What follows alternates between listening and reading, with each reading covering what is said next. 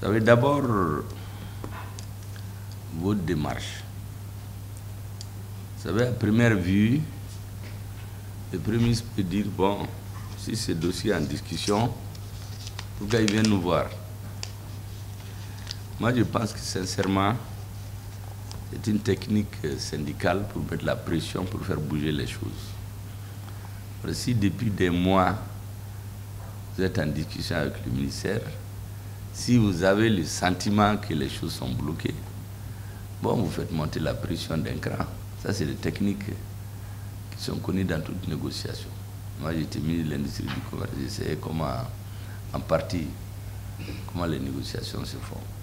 J'ai été aussi syndicaliste et directeur qui a géré des syndicalistes. Donc, les choses, ce que vous faites, ce n'est pas en dehors de la norme. Parce que le pacte de stabilité sociale, c'est le Premier ministre qui a signé au nom de l'État avec les ministres. Et donc, si des acteurs ont le sentiment que les choses sont bloquées, je pense que c'est normal que vous touchiez le Premier ministre pour le mettre devant ses responsabilités. Moi, je vais vous dire un certain nombre de choses. D'abord, j'ai été syndicaliste, j'ai été directeur.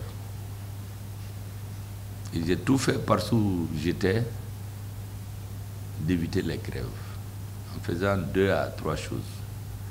Premièrement, tous les syndicalistes avec lesquels je travaille, moi-même j'ai dirigé des mouvements syndicaux d'étudiants. Vous savez, là-bas c'est encore plus chaud. On a tout fait pour éviter les grèves. Et en 1982,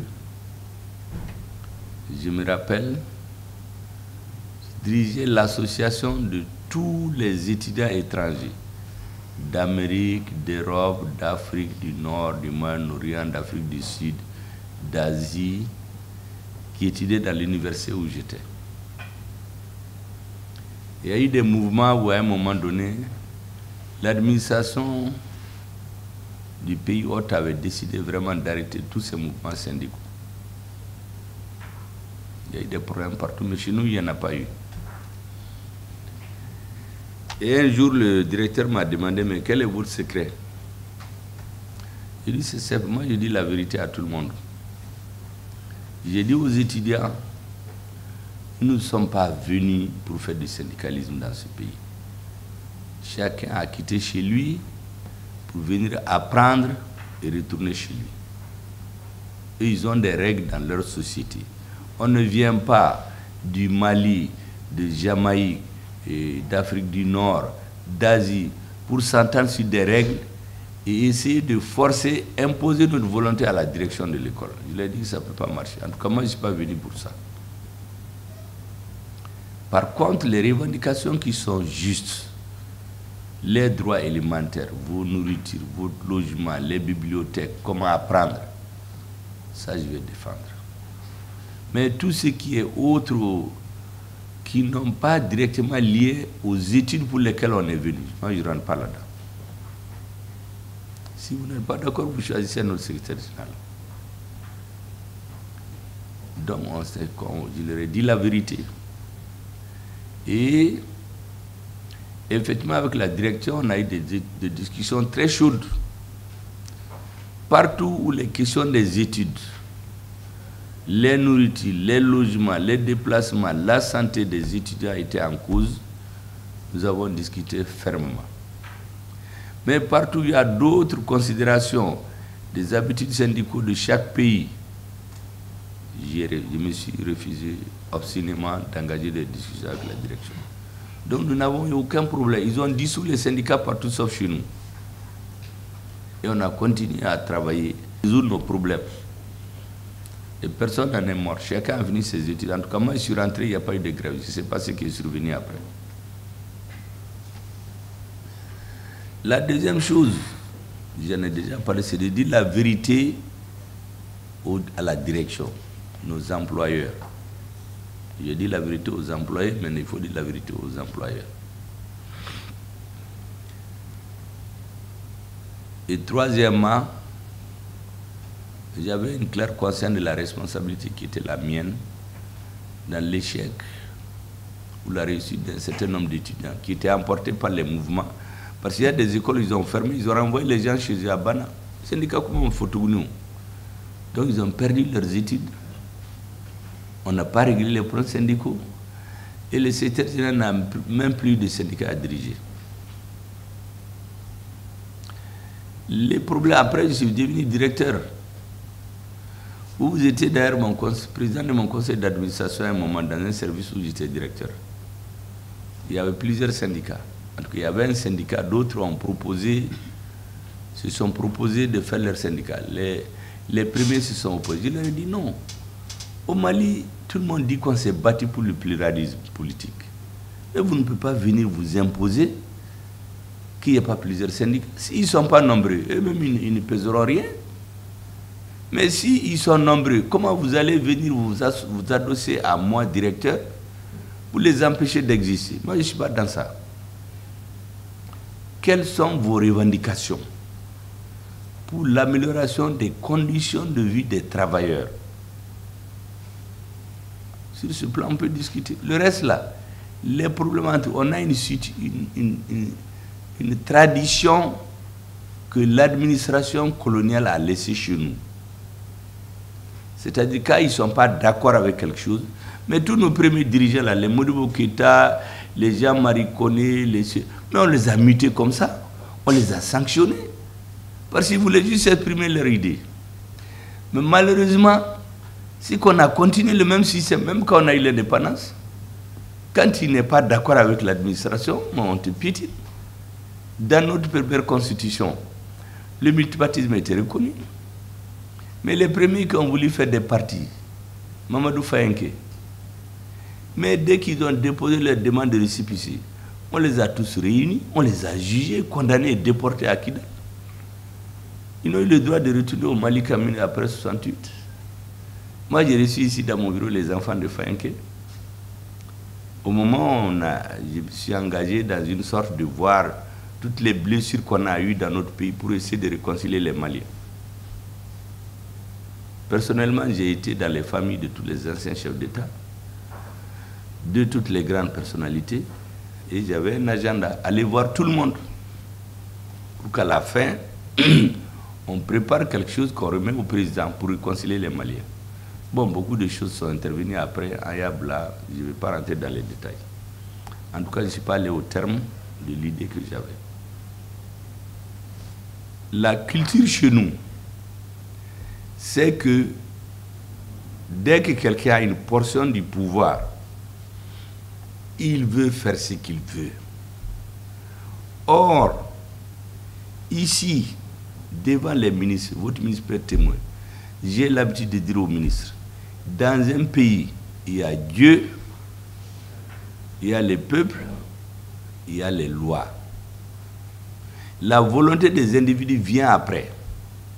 Or, dans les pays africains, très souvent, dès que quelqu'un a une portion du pouvoir, il l'utilise à sa guise. Et c'est ce qui fragilise les pouvoirs. Parce que dès qu'on arrive à les déplacer, tous l'échafaudage tombe. Mais dans les pays stables, on applique la loi. Même les présidents, on les juge. D'ailleurs, récemment, il y a un président poursuivi qui a échappé à la justice et est devenu président. Si c'est dans un pays africain, peut-être le président en exercice allait tout faire pour faire en sorte qu'on le tue. Vous avez une anecdote. Je fais beaucoup de hors-sujet, mais c'est très pédagogique. Vous savez, quand Mandela était en détention, quand il y a les sommets africains, il y en a qui viennent, qui condamnent les pays qui ont des relations avec l'Afrique du Sud. Les présidents progressistes, le verbe très haut. Un jour, il y a un chef d'État africain qui leur dit, mais vous là, vous parlez beaucoup. Les Européens, au moins les Sud-Africains, ont gardé Mandela en vie. Mais vous là, où sont vos opposants? Vous les avez tous tués. Donc vous êtes mal fondés pour nous donner des leçons de démocratie. Ça a trouvé que ces grands progressistes-là avaient tous éliminé leurs opposants. Alors que quand le colon était là, il a organisé une compétition. Même s'il a fraudé pour faire passer certains. Parce que tous ceux qui sont venus à la tête des États au lendemain des indépendances, là, c'est la France qui les a installés. Souvent, ils n'ont même pas gagné les élections. D'ailleurs, le Premier ministre français l'a dit après. Il dit que tous ceux qui sont venus tous ceux qui réclamaient l'indépendance avec intransigeance, ils les ont éliminés politiquement ou physiquement. Et ils ont mis à la tête des États ceux qui réclamaient l'indépendance, mais sans trop d'intransigeance. Éliminés politiquement, ils ont fait perdre leur parti. Parce que les présidents des indépendances, là, il n'y a personne qui a été élu. Personne n'a voté pour eux. Leur parti a gagné les élections, ils sont à la tête du parti, donc on les a nommés chefs d'État. Les pays où ils ont perdu, ils ont provoqué la guerre civile, ils ont tué les gens, ils ont tué les dirigeants, ils ont brûlé les villages au lance-flammes, ils ont tué beaucoup de personnes, mais ils s'appellent démocratie. J'ai donné le cas du Cameroun, j'ai donné le cas de l'Algérie où à un moment, tellement on a tué des gens, qu'il y a peur qu'il y ait une commission internationale, on a réouvert les tombeaux pour sortir les cadavres, aller les brûler. Comme ça, on laisse la cendre. Là, on est sûr de ne trouver personne. Mais ceux qui ont fait ça, les dirigeants, ils s'appellent les démocrates. Donc, mais ils ne font pas ça chez eux. Mais ces habitudes qu'ils ont léchées chez nous, nous les avons dans l'ADN jusqu'à présent. Dès que quelqu'un a une portion du pouvoir, dès que tu n'es pas avec lui, il fait tout pour l'éliminer. Je ne suis pas sûr, même chez vous, si quelqu'un s'oppose au secrétaire général, s'il ne va pas trouver les moyens de l'écarter et le mettre dans une enveloppe, dans un trou et fermer et continuer son chemin. Moi, je sais que c'est la pratique ici en Afrique. La division des partis politiques. Regardez les partis. Tous ces partis qui sont divisés là, ce n'est pas des problèmes idéologiques.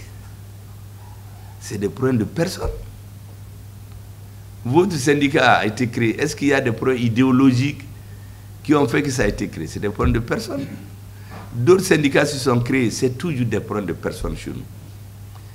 Or, les grands problèmes qu'en Afrique, les pays auxquels on se réfère, c'est la France. Il y a plusieurs syndicats là-bas. Est-ce qu'un syndicat va dire que l'autre n'existe pas ou bien il va marcher sur ses droits? Ça n'existe pas. Mais chez nous, dès qu'on sent qu'on peut faire quelque chose, on l'impose. Moi, j'étais dans le gouvernement en 2006. J'ai été chargé de faire une étude comparative. J'ai fait le dossier, je l'ai déposé.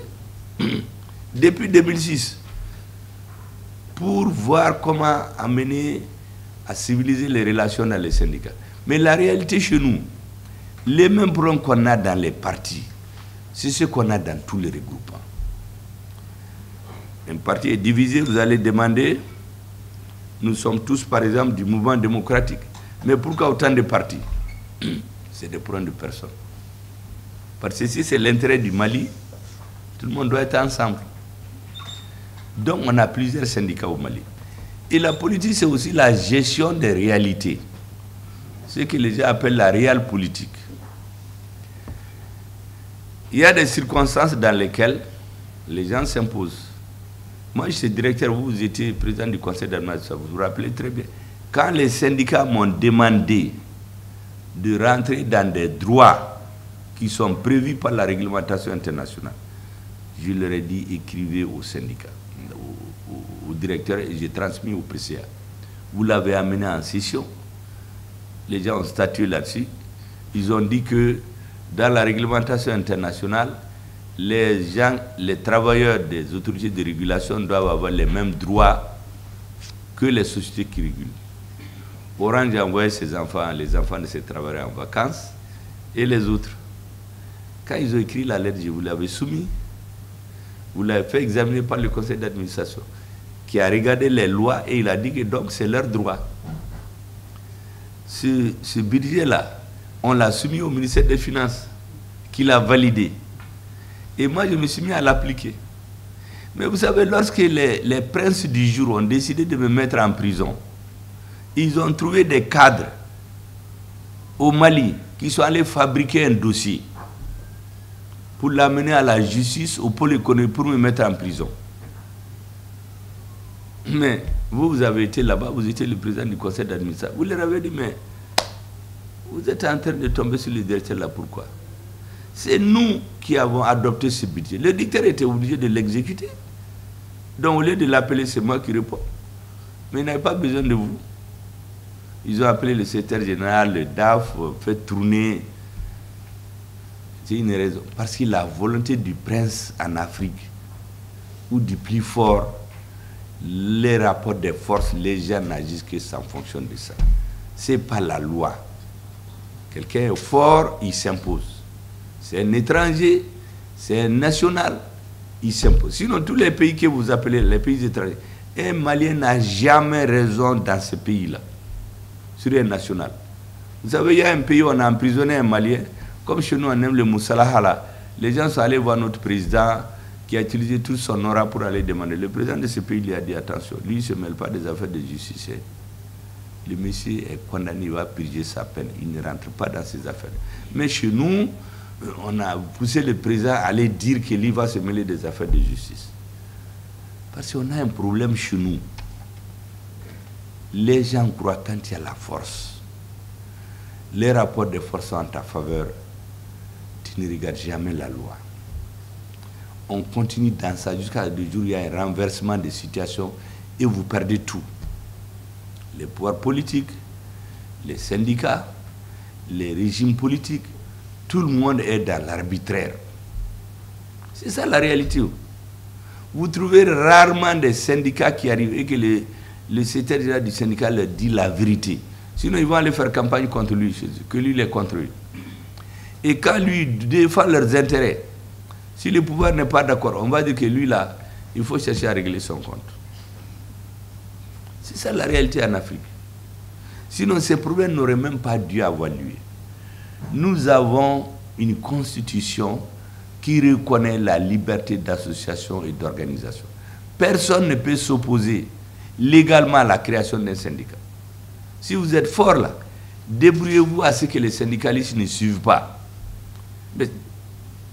Mais si vous utilisez le pouvoir d'État pour empêcher des gens de s'exprimer, vous allez trouver que ceux qui font ça là, ils ont des gens plus puissants derrière eux. Parce que le régime en place se croit invincible. Il n'y a pas de régime invincible. Tous ceux qui dirigent sont appelés à rendre compte.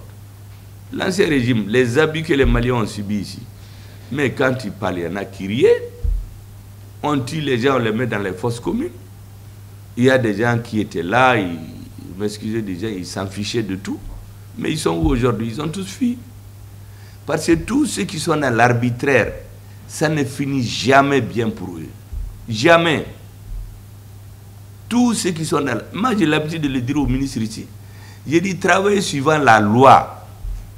Et quand vous vous amenez dans des choses illégales, n'acceptez pas. Il ne faut pas avoir l'esprit d'allégeance seulement.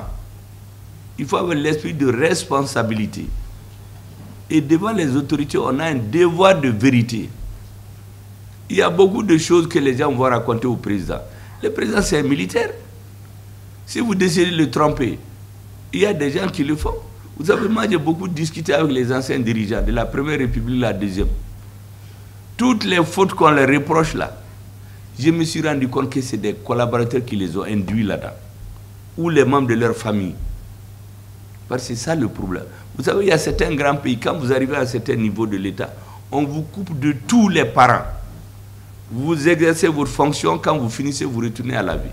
Mais chez nous, la famille, le cousin, les frères, la maman, les parents, il y en a même qui viennent te dire, ah, je le connais, c'est le frère de mon frère. Moi, j'ai l'habitude de dire aux gens ici, ne confondez pas les relations familiales et les relations politiques. Si vous les confondez, tel est le fils de ma soeur, si ses intérêts les veulent, il va te mettre dans le sac, il va oublier ta soeur. Donc, alors que si on respecte la loi, c'est bien pour tout le monde. Donc, il y a beaucoup de travailleurs qui aussi, dès qu'ils sont fâchés, ils rentrent dans les syndicats pour pousser contre le directeur et le déstabiliser. Il y a des travailleurs qui se sont spécialisés dans ça. Il y a des directeurs, dès qu'ils sont contre quelqu'un, tu es dans un syndicat, comme si eux, ils ont été nommés pour empêcher un syndicat. Dès qu'il y a un syndicaliste qui dit des choses qui ne leur plaisent pas, ils le licencient. Et ils cherchent des appuis dans le pouvoir. Moi, je ne protège personne, en tout cas personnellement. Toute personne qui fait les choses contre la loi, je peux fermer les yeux s'il y a des considérations objectives ou un discernement qui fait qu'il y a d'autres priorités. Par exemple, les syndicats, je sais qu'en 2021, particulièrement 2020, les syndicats ont été démarchés avec des promesses alléchantes, tous les syndicats, pour amener à des grèves et faire renverser le régime. Mais les syndicats ont fait preuve de discernement. Ils ont dit non, on laisse nos avantages parce qu'on veut d'abord avoir un pays. Parce que si on rentre dans ces revendications-là, on va renverser la table, on n'aura même pas de pays. Le changement n'aura servi à rien. Récemment, quand j'ai reçu les populations de Bourem, de Raous, de Bourem, avant eux, j'ai reçu des gens du Nord, de ma propre région, qui disaient qu'ils ne sont pas d'accord avec le découpage de l'État. Vous savez ce que je leur ai dit? Je leur ai dit ceci. J'ai dit d'abord, vous plaignez de l'action des terroristes. Vos vies ne sont pas plus importantes que la vie des gens qui meurent à Bandiagara, à Bankassa, à Koro, à Nara, à Bamako, un peu partout. La lutte contre le terrorisme, nous allons la mener. Mimbe sa bessa, mimbe balo abe balo. Mais si on reste ce que vous dites là, on va rester tellement des esclaves. Parce que les gens croient que les Noirs là, dès que vous tuez un ou deux, les autres se mettent à terre. J'ai dit ça c'est... J'ai dit deuxièmement, le découpage là, ça a été fait quand moi j'étais à l'hôpital. Et quand je suis sorti, j'ai réuni tous mes collaborateurs. Je leur ai dit que moi j'ai une lecture lucide de ce qui se fait au niveau de l'État. Tous ceux qui sont dans les courtou là, moi je les connais. Mais il faut qu'on fasse preuve de discernement. L'armée est en train aujourd'hui de nous donner un pays. On n'avait pas de pays. Pendant que les militaires sont en guerre, ils sont en train de mourir, ils sont sous le soleil, ils ont faim, ils meurent pour qu'on ait un pays, je ne vais jamais rentrer dans ce débat-là. Je suis d'accord, je ne suis pas d'accord. Donc je leur ai dit, tout ce qui a été fait pendant que j'étais malade là, légal, illégal, à Kagny, à Magny, tournez la page là-dessus. Avançons. Parce que venir provoquer des débats sur des problèmes intérieurs au Mali, alors que les autres se battent pour que nous ayons un pays, je pense que c'est un manque de discernement historiquement. C'est comme ça qu'on a tourné la page au niveau de mes collaborateurs. J'ai répété la même chose à ceux qui sont venus de ma région. Par exemple, ils m'ont dit que Koukia est plus ancien qu'Ansongo. Donc s'il y a un nom à donner à une région, c'est le nom de Koukia. Les gens de Rarou sont venus. Je leur ai dit, parmi nous-mêmes, il y a des complices des terroristes chez nous. Si vous voyez qu'à Gao et Tombouctou, ils font des assassinats ciblés, alors qu'il y a des gens qui se pavanent, c'est qu'il y a des complices. Même ceux qui sont à Bamako, l'élite là, il y a des membres de l'oligarchie qui se pavanent à Bamako, alors qu'en douce, ils ont des relations avec les narcotrafiquants et ceux qui veulent diviser notre pays. Il dit donc, la première des choses, ayons d'abord un pays. Si on a un pays, les dirigeants qui viennent seront obligés, pour bien gouverner, de mettre de l'ordre dans certaines choses. Bien la continuité de l'État. Si le pouvoir a estimé que la continuité de l'État est dans, et il ne peut pas rentrer dans de nouveaux débats pour reprendre les choses, ils veulent continuer avec ce qu'il y a, avec quelques retouches, satisfaisons-nous de ça.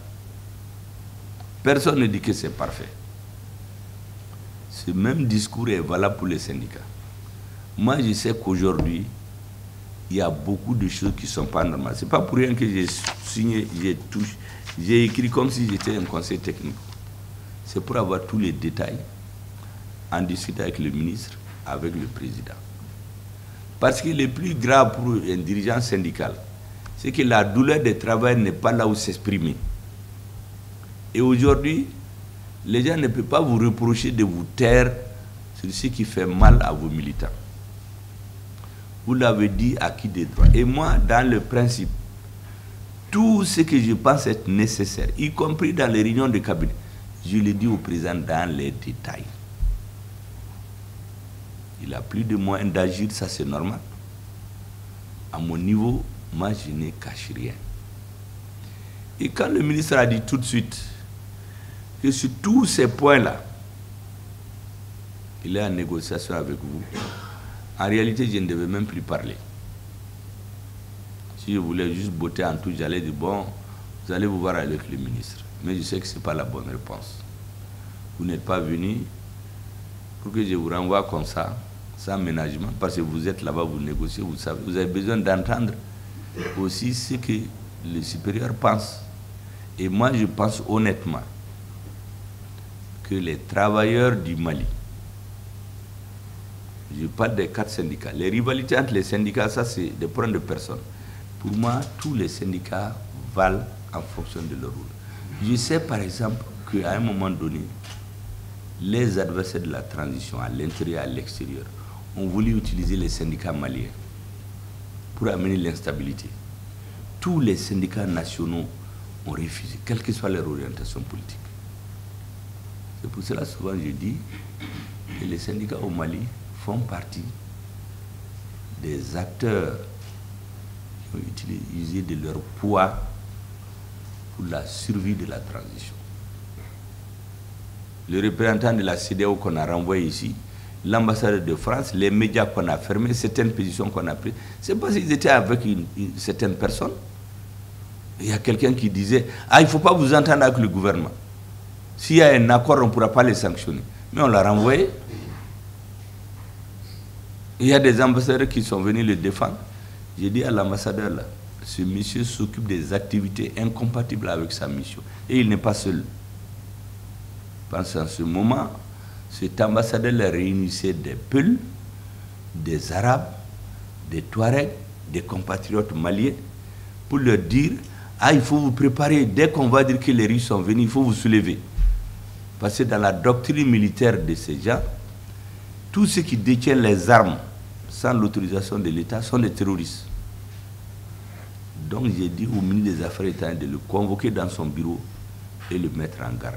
Lui dit d'arrêter les activités subversives dans lesquelles il est. Il dit qu'il va nier, mais dès que tu lui dis il faut lever la science, parce qu'il ne va pas reconnaître, il va dire que c'est faux. Mais Dieu merci, quelques jours après, son président même s'est mis à insulter notre président. Et toi, tu es un ambassadeur dans un pays, que vous des autorités que vous ne reconnaissez pas. Qu'est-ce que vous êtes là? Mais on lui a montré la porte. Allez, au Tchala à l'aéroport. Donc, petit à petit, on ne fait rien comme ça. C'est comme ça qu'on a pu tenir. Après, ils ont mis en branle des médias que vous connaissez pour amener un soulèvement populaire et la guerre civile. On téléphone à des gens ici, on leur donne des crédits, ils font du mensonge dans ces médias et on diffuse dans le monde pour ternir l'image de notre pays. On les a renvoyés. Récemment, d'ailleurs, quand j'ai dit que moi j'écoute RFI tous les soirs, BBC, La Voix de l'Amérique, il y a des Maliens, je crois, de bonne foi. En fait, c'est des commentateurs qui ne comprennent rien, qu'on a fermé ces radios. Pourquoi moi je les écoute? Il dit, vous n'avez rien compris. Moi, je suis à la direction du pays. Quand tu diriges, il faut voir plus loin que les gens, sinon ça ne sert à rien de diriger. Tout ce qu'ils disent sur nous, je les écoute tous depuis 5 heures. 30 minutes chaque radio. Tout ce que nous faisons, ils essaient de saboter. Quand nous avons eu la rentrée scolaire récemment, vous savez ce qu'ils ont dit à 5 heures du matin? 5h30, ils disent, oui, il y a eu la rentrée au Mali, mais il y a des zones où les gens ne vont même pas à l'école, inondation ou pas. Qu'est-ce que ça va? Si inondation ou pas, les gens ne vont pas à l'école à temps. Donc ça n'a rien à voir avec Assimi Goïta. Ils disent, oui, il y a des zones où les gens ne vont pas à l'école, parce qu'il y a l'insécurité. Pour diminuer l'impact du travail du gouvernement. Mais si je n'écoute pas ces gens-là, pour moduler notre action politique, ils vont intoxiquer notre peuple. Et ce que nous avons fait, je l'ai dit au ministre de l'Éducation nationale. C'est lui qui m'a dit que c'est quelqu'un de Kaola qui l'a appelé pour lui dire ce qu'ils sont en train de dire. J'ai dit, si lui il l'a écouté par hasard, moi je les écoute tous les jours. Koro est au centre de l'insécurité. Mais la rentrée s'est faite là-bas. Moi j'ai écouté sur une autre radio. ce que les populations disent, dans la zone là, en tout cas, grâce aux efforts de l'armée pour stabiliser, grâce à l'engagement du personnel enseignant et grâce à la détermination des populations, et l'appui des ONG, ils ont ouvert leur école. Ils ont même scolarisé les enfants venus d'un pays voisin qui ont été chassés par le terrorisme. Ça, c'est quelqu'un qui veut présenter positivement. Mais j'ai écouté sur la radio. Mais la radio qui voulait nous dénigrer, voici ce que... Les deux disent la vérité, mais ça dépend de ce qu'ils veulent. Donc, il y en a qui posent la question, pourquoi le Premier ministre écoute? Moi, j'écoute tous les matins, de 5h à 7h, tout ce que les médias étrangers disent sur le Mali. Ensuite, je consacre 1 heure à la presse malienne. Il y a beaucoup d'informations, c'est dans la presse que j'ai lu. Tout ce qu'on me cache là, je viens trouver dans la presse. Même récemment, j'ai appelé la nouvelle délégation spéciale de Bamako pour les féliciter ici. C'est dans la presse que j'ai vu qu'ils ont augmenté les recettes de 382 millions à 4 milliards et quelques. C'est dans la presse que j'ai vu. Parce que je lis tous les matins.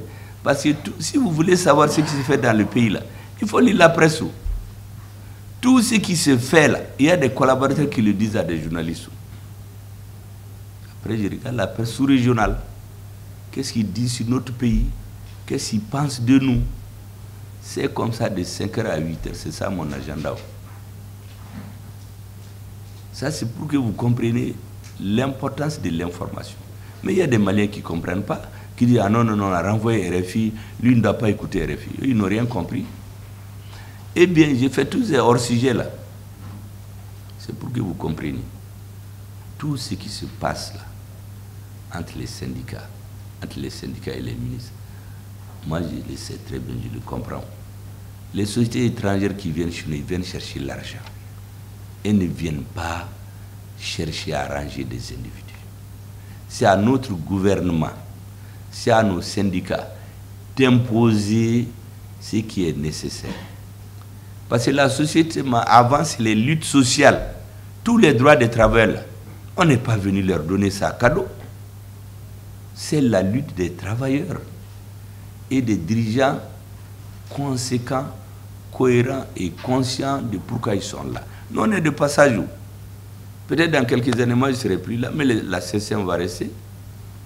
Vous-même, peut-être, vous ne serez pas là, mais la CSM va rester.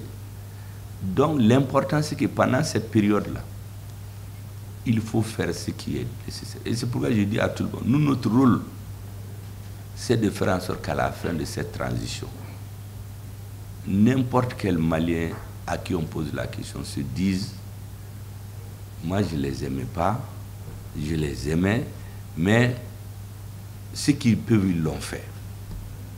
C'est tout ce que moi je cherche. Et ça ne peut se faire que sur la base de la vérité, de la loi et des traitements égalitaires, disons égal, le traitement égal des citoyens. Tout traitement arbitraire va tomber sur quelqu'un tôt ou tard. Les élections professionnelles, c'est ce qui permet de savoir qui représente quoi. Si on ne fait pas les élections professionnelles, ça veut dire qu'on ne veut pas savoir la vérité. Mais le gouvernement est obligé de tenir compte de la réelle politique, de discuter, d'avancer. Parce qu'on peut forcer seulement la loi et puis on casse, on passe. Nous, on préfère discuter, négocier, comme vous le dites. Ça peut prendre du temps, mais ce qu'on construit est imparable. Le fait que certaines personnes chez nous se laissent embrigader, embobiner. Vous savez, il y a un étranger qui dit qu'au Mali, il n'y a même pas de cadre. Que c'est comme des chiens, tu laisses, jettent un os ici, jettent là-dessus. Beaucoup connaissent son nom. C'est ça la mentalité de beaucoup. Ils se mettent dans des dossiers qu'ils ne connaissent même pas. On prend des choses, on tranche, et ça crée de la frustration dans notre société. Aujourd'hui, à cause de ce qu'on dit, il y a des gens qui disent que le premier ennemi de la transition, c'est le Premier ministre. Qui va croire à ça? Pourtant, ils le disent. Il y en a qui viennent dire au Premier ministre, tout ce qu'on dit sur toi, vraiment, il faut nous excuser, on nous a dit de dire. Des gens qu'on a arrêtés, qui viennent me dire qu'on les a libérés, des gens sont allés chez eux pour leur dire, il faut dire que tout ce pourquoi on t'arrête là, c'est prémisse de adulta. Mais celui qui fait ça, qu'est-ce qu'il cherche?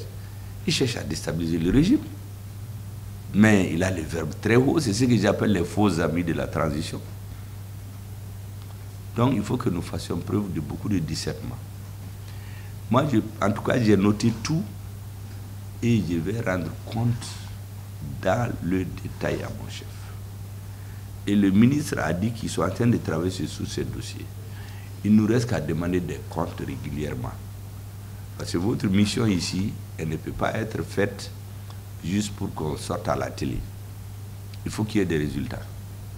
Donc moi, je vais rendre compte. Moi, je vais demander l'état d'avancement régulièrement au ministre pour qu'on voit dans la situation où nous sommes, qu'est-ce qui peut être fait aujourd'hui. Nous sommes comme un père de famille. Vous avez 4 syndicats, on a 4 enfants. On ne peut pas dire à un enfant qu'il a raison, l'autre a tort. Mais on doit se comporter en bon père de famille. C'est d'essayer de régler les problèmes des enfants en avançant. Celui qui a raison, le mettre dans sa raison. Celui qui a tort, lui taper un peu sur les doigts et faire avancer la famille. Surtout, nous sommes dans une situation d'instabilité très forte. Et il faut toujours que vous ayez à l'idée qu'il ne suffit pas d'avoir raison. Souvent, il faut avoir le discernement. Je vous assure que nous qui sommes ici, politiquement, il y a tellement de couleuvres que moi j'avale. Tellement de couleuvres. Mais je dis aux gens, les gens que j'appelle les bonobodéons là, qui sont en train de mourir, ou quand même, qu'on est dans les courtou politiques à Bamako là, c'est pourquoi j'avale ces couleuvres là. Quand les terroristes sont allés dans ma famille récemment, ils ont pris tout, ils ont menacé les gens. Quand les gens m'ont appelé, j'ai dit, vous savez, moi je sais pourquoi tout ça s'est fait. Il faut qu'on se dise qu'on a les mêmes vies, nos vies sont aussi importantes que la vie des autres. Ils ont tué le chef de cabinet du président de la transition. Donc, il faut qu'on ait de la patience et du discernement. Le terrorisme là, nous allons les affronter. On va se triper. Dans quelques années, je suis sûr qu'on va avoir les décis sur eux. Mais avant ça, là, on va traverser une période creuse. Vous avez vu, même au Mali, il y en a qui ont crié. Quand on a pris Ber, à l'extérieur, ils se sont tués. Ils ont poussé les services secrets, on a attaqué le bateau de Tombouctou. Ça, ce n'est pas les gens du CSP, ça, ils ont seulement assumé. C'est des services secrets d'un pays que nous connaissons pour tuer des personnes et que Maliens Katigué Nyemoro là. Est-ce que vous imaginez la CEDEAO qui est prompte à faire des résolutions là? Ils ont fait une conférence après. Ils n'ont même pas parlé des 60 morts du bateau de Tombouctou. À l'ONU, il y a un pays qui s'est opposé à ce qui est même une lettre de condoléances à Assimi Goïta. Mais on a trouvé des gens ici.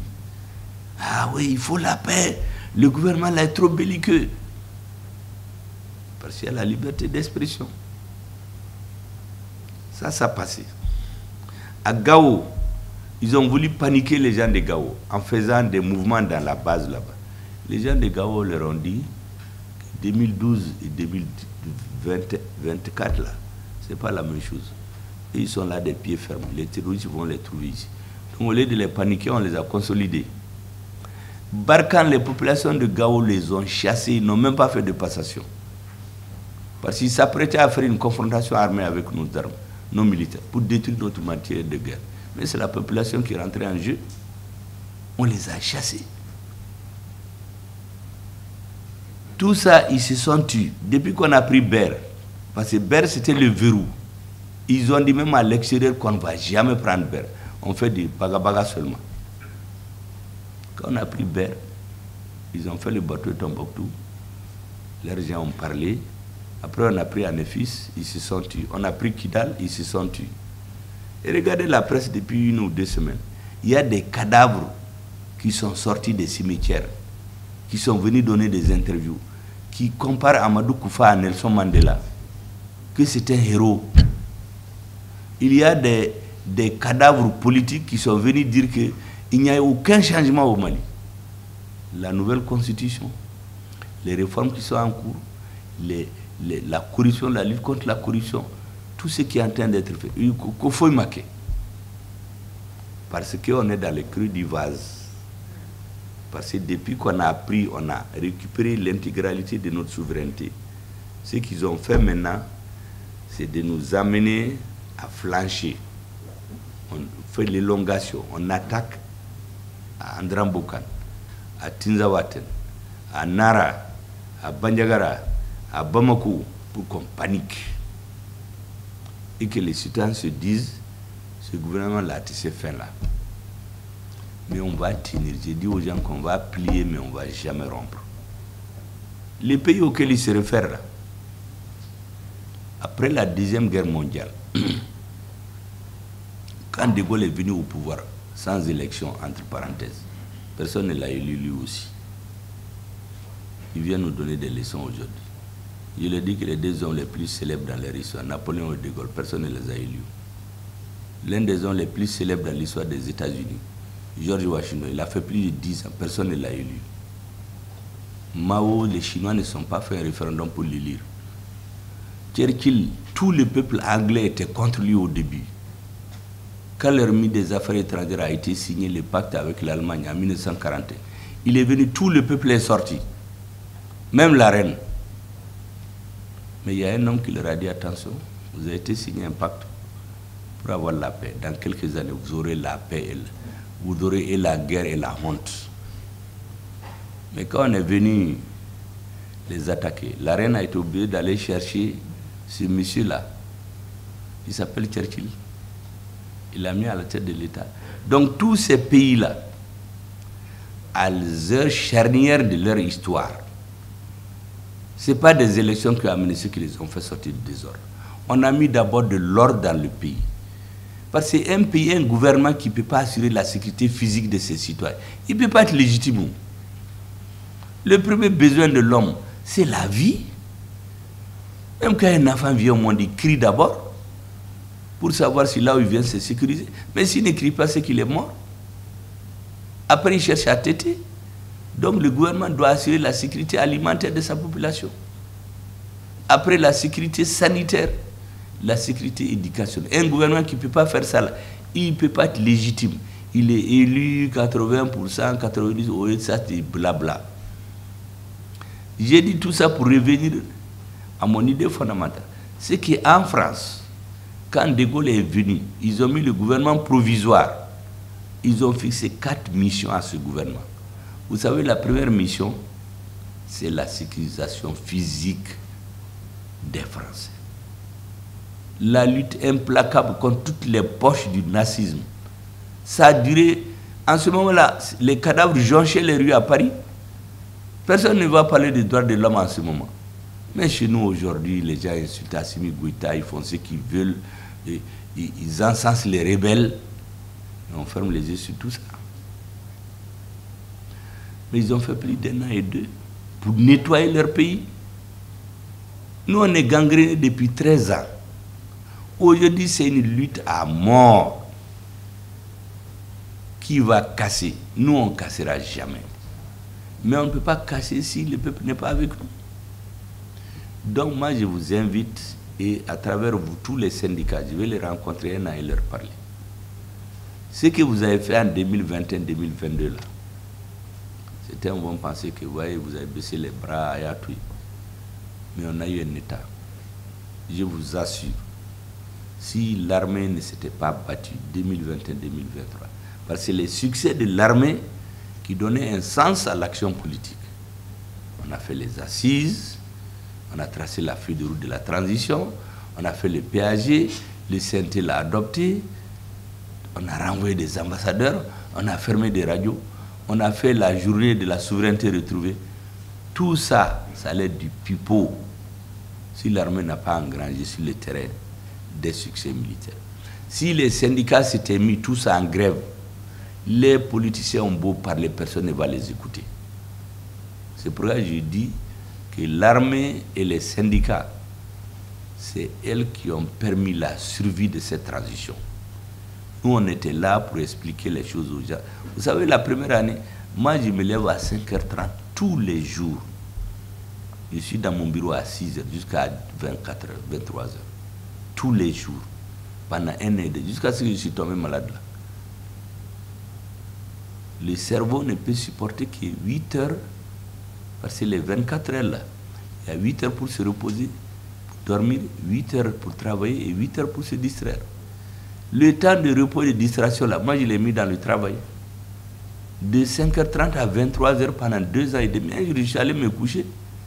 J'ai dit à mon attaché de me réveiller à 11h, parce que le jour où on a eu beaucoup d'armes venues de la Russie, les hélicoptères, les avions, les a reçus à l'aéroport. J'étais tellement content que j'ai demandé au président le conseil des ministres de le mettre à 15h au lieu de 10h. Il m'a dit d'accord. Donc je suis allé me coucher tranquillement à 11h. J'ai dit de me réveiller à 13h. C'est fini. Maouli Tougouni. Mais après, les mercenaires ont imposé un certain rythme. Même maintenant, je viens pour les grandes audiences, parce que les grandes balises ont été tracées.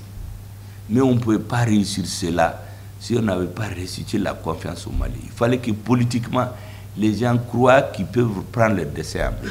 Il fallait que politiquement, il y ait une armée qui gagne. Mais c'est les mêmes militaires, c'est le même pays. Mais l'armée malienne, on recrute, on forme, on s'arme, comme on dit, on s'équipe, on fait la guerre, on gagne. Ça, c'est très rare dans l'histoire de l'humanité. Dans les autres pays, on prépare la guerre de longue date. Mais nous, on est venu tomber sur nous. Donc, ça, on ne peut pas l'oublier. Un responsable politique qui est conscient. Et les syndicats. Moi, je ne perds jamais ça de vue. Je vous assure que si les syndicats s'étaient mis à faire les revendications comme elles veulent là, aucun politicien ne peut calmer la population. On allait dans le désordre et les militaires allaient décourager au nord et c'est fini. Donc ce rôle historique que vous avez joué là, il ne faut jamais le perdre de vue. Parce que quand on a un pays, on peut discuter de tout après. Et vous, ou ceux qui viendront après vous, et nous, et ceux qui viendront après nous. Quand il y aura un pays stable là, on ne va pas dire que le premier c'est clivant, qu'il est ceci, qu'on va le faire tomber, ou bien aller chez les vraiment magnifiquement magnifique. Il ne faut pas qu'il se réveille ainsi de... Parce qu'il y a tout ça en Afrique. Mais on aura un pays et on va se battre pour que les gens se sentent mieux. Mais moi, je sais que toutes les sociétés étrangères qui sont chez nous ne viennent pas pour les beaux yeux de quelqu'un. Ils viennent chercher l'argent. Donc c'est aux travailleurs et à leur gouvernement de les défendre. Mais que les gens aussi travaillent. Parce que souvent, il y en a des vauriens qui vont se cacher dans les syndicats. Ils font du bruit pour s'imposer. Notre syndicat des étudiants, à un moment donné, il a été dissous. Mais personne n'a parlé. Parce que les objectifs des revendications étaient laissés. C'était devenu une organisation criminelle. On égorgeait des élèves comme des moutons. On les tuait. Ça, ce n'est pas un syndicat d'étudiants. Donc, moi, je suis très conscient de votre rôle. Ce discours-là, je le tiendrai à l'UNTM. Je le tiendrai à la CDTM. Je le tiendrai à la... Parce que les syndicats maliens ont été à la hauteur de leur mission historique. Maintenant, les débats syndicaux, ça, c'est une autre affaire. C'est que moi, je pense qu'il faut... Une fois que vous êtes conscient de votre mission historique, il faut qu'on arrête l'arbitraire. Il faut qu'on travaille suivant nos lois. Ce qui est difficile, on s'assoit, on le règle.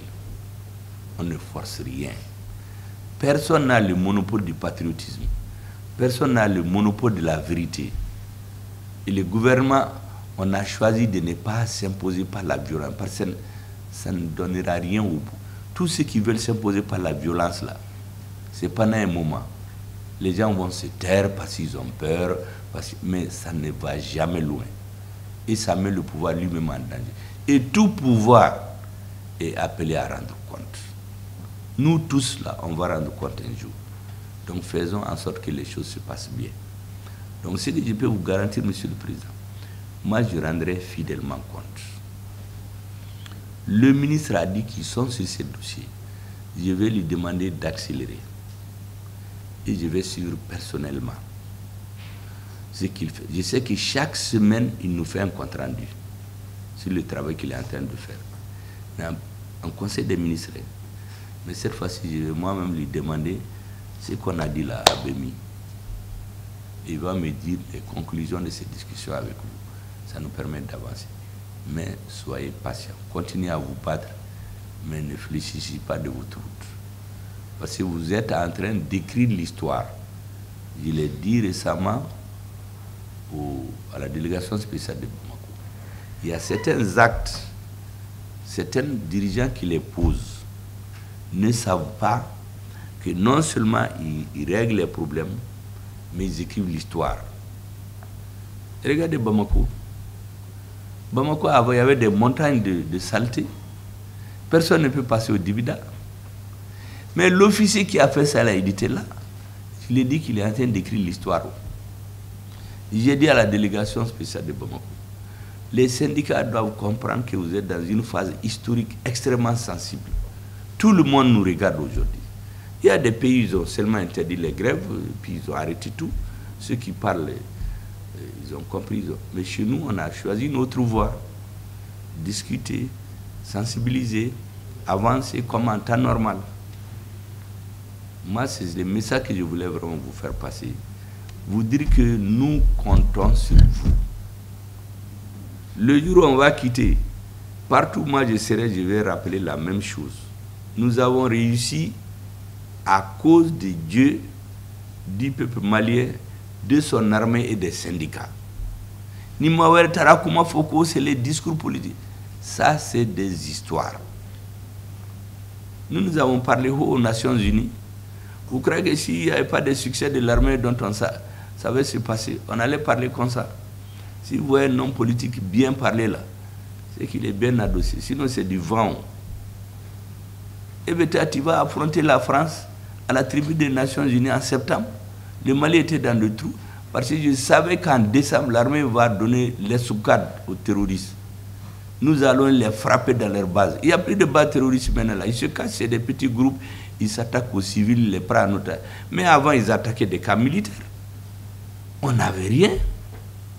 Mais si je ne savais pas ce qui se faisait, moi, je n'avais pas le courage de parler comme ça. Je savais aussi qu'on a préparé les assises nationales. Les assises nationales, j'ai dit au président, j'ai dit au ministre, vont nous permettre d'avoir une nouvelle feuille de route de la transition. Parce que les gens du M5, les militaires qui ont sauvé la situation, ne font pas la majorité des Maliens. La majorité des Maliens, la majorité silencieuse, qui ne parlent pas. Parce qu'il y a des gens qui étaient d'accord, mais ils ne peuvent pas parler à cause de leur fonction. Il y en a qui étaient contre, mais ils ne comprenaient pas. Il faut appeler tout ceci et on se met ensemble. En ce moment, on trace une nouvelle feuille de route pour légitimer le pouvoir de la transition. Sinon, quand on commençait la transition, la majorité des militaires n'étaient pas d'accord. Les civils aussi. Il a fallu, dans le gouvernement, les gens ont fait des papiers pour dire que le peuple ne veut pas des assises. Mais nous avons dit que sans les assises, on va juste faire des règlements de compte. On a habitué à ça dans l'histoire du Mali. Moi, je ne suis pas dans ça.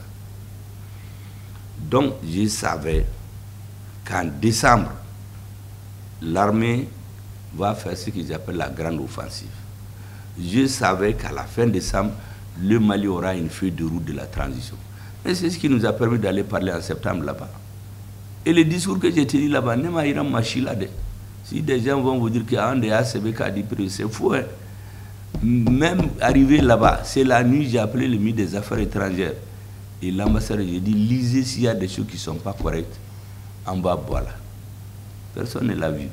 Quand je suis allé à la tribune, là, il y a une secrétaire qui a voulu prendre mon discours, Katana et avant moi. J'ai dit non, moi je garde mon discours.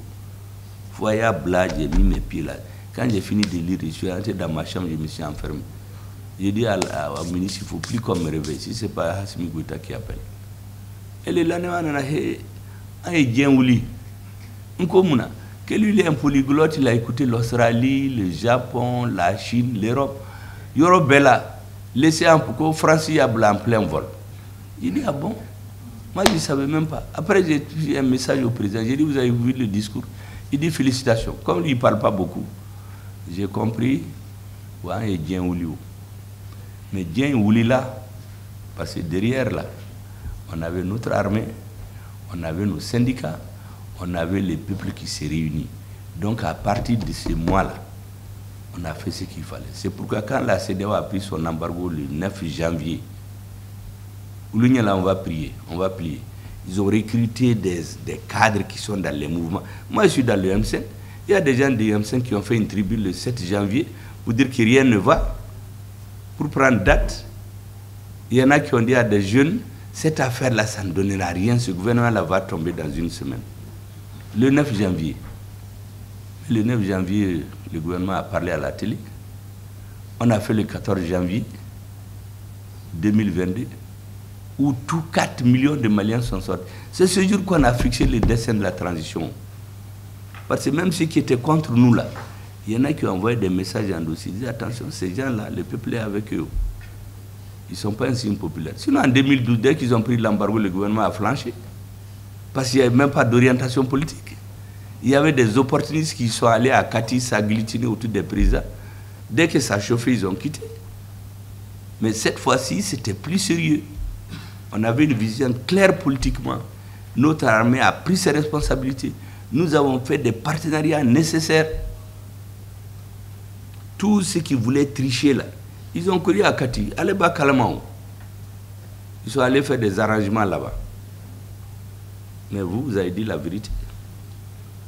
On a fixé les objectifs du changement. On est sur ça. Toute ligne qui n'est pas sur ça, moi je ne suis pas là-dedans. Et Dieu merci pour l'instant, on est là-dedans, pour l'essentiel. Maintenant, les petites déviations qu'il y a, les courtou ici et là, comme je vous dis, il y a beaucoup de couleurs que moi j'avale. Mais j'ai conscience que les militaires sont en train de se tuer pour nous. Ces hommes-là, ils vous regardent. Ils nous regardent. Leur espoir, c'est la direction politique du pays. Un pays stable. C'est ça l'espoir des militaires. Parce qu'ils ont les armes, la direction. Le management de l'armée a changé aujourd'hui. Ils ont des armes les plus sophistiquées. Nous ne baissons les têtes devant aucun pays. Nous n'allons être l'État vassal de personne. Et les Maliens qui se sont donnés à ça, ils vont asseoir dans ce pays-là. Ou bien ils reviennent, le Mali c'est pour tout le monde. Vous savez, au début, il y a des Maliens qui pouvaient ne pas être d'accord avec la transition. Mais tous ceux qui ont compris qu'ils viennent dans cette dynamique-là, mais on ne peut pas dire que ce n'est pas des Maliens. Il n'y a pas d'exclusion. Donc ce que je voulais vous dire, Monsieur le Président, moi je vous félicite pour cette démarche. Je trouve que c'est une démarche responsable. Vous auriez pu vous fâcher et aller en grève de 24 heures, grève illimitée. Bon, ça va fragiliser le pays. Natien en va où? La même chose pour les autres syndicats. N'oubliez jamais que vous êtes en train d'écrire la nouvelle histoire du Mali. Que la stabilité du Mali, ce n'est pas seulement les politiques qu'on parle beaucoup, mais c'est vous, les syndicats et l'armée. Voilà ce que je voulais vous dire, Monsieur le Président.